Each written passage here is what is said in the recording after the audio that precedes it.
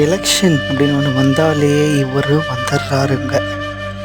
ஒவ்வொரு எலெக்ஷன்லேயுமே 234 தொகுதிகளுக்குமே வேட்பாளர்களை நிறுத்தி ஒவ்வொரு தேர்தலையும் சந்திப்பார் இவர்.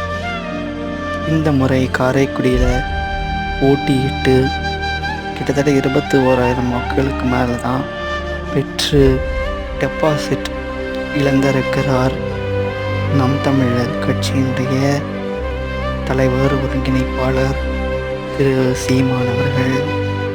பல தோல்விகள் கண்டவர் தான். இருந்தாலும் ஒவ்வொரு தேர்தலுமே அவர் உண்மைக்கும் கருத்துக்களுக்கு தோல்வியாகவே போய் முடியுது அப்படிங்கிறது தான் வருத்தத்திற்குரிய விஷயம். அவருக்கு தோக்கிறதுங்கிறது புதுசாக இருக்காது தான். இருந்தாலும் இந்த தோல்வி, டெபாசிட் இழப்பு அப்படிங்கிறது